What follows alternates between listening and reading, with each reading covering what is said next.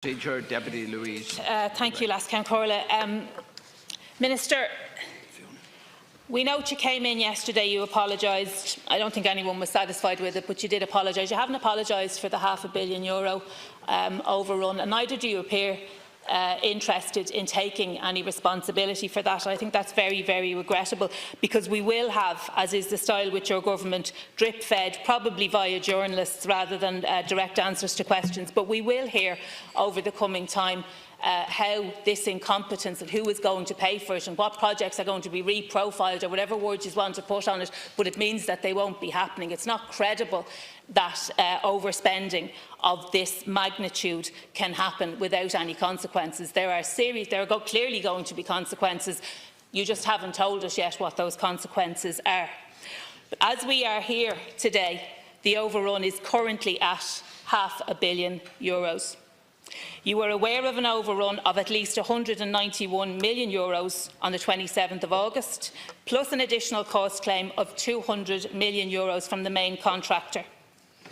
Minister, can I ask you, why did you not consult with the Minister for Finance on this issue? It is not credible to say you didn't have a full set of the facts, because one thing that you did know, if you asked, which is, I suppose, another very, very important question, if you asked, you would have known that the costs were only going in one direction. They were not fluctuating. So they went from 95 million, the overrun, went from 95 million up to 191 million, up to 235 million.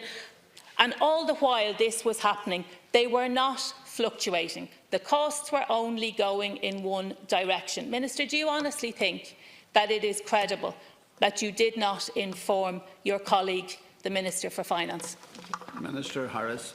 I counted in around 4 questions there. So no matter what I said yesterday, you were never going to be satisfied with the apology, because you'd decided your position in relation to this before, and that's okay, and that's your style as a party, not actually allowing people hearing what people have to say before deciding the action you take. And look, it's a parliamentary stunt you use regularly. Your assertion in relation to capital is just completely untrue. We actually, as a government, published what we were doing yesterday. We were very detailed and very clear in relation to that. And I suppose what it does show is the scaremongering that your party has been doing around the country in relation to individual projects that you've been saying are not happening is not true. But don't let facts get in the way of your narrative. You've factually misled the Dáil yourself there, so maybe you'll apologise for suggesting that the project has overrun by €500 million. That's obviously incorrect. The project has spent annual breakdown of capital funding to the end of 2018 of €235.64 million, so it hasn't overrun. The project hasn't overrun. I presume what you mean is there's a projected overrun identified through the GMP. Sorry, well, deputies. There'll be sufficient time to ask questions. Minister Harris. Sorry, Deputy. Minister Harris, without interruption, you'll have opportunities to ask for the questions. Read back the transcript. You said that the project had already overrun by €500 million. Of course, the project has not all overrun the budget, but the project has. I am answering the question. The project is projected to overrun by €450 million, of which €320 million of it is funding that will come from the Exchequer. You asked why I didn't tell the Minister for Finance. Of course, that ignores the fact that there was contact at official level, as is appropriate, between my department and the Department of Public Expenditure and Reform, and making people aware there was a GMP process ongoing.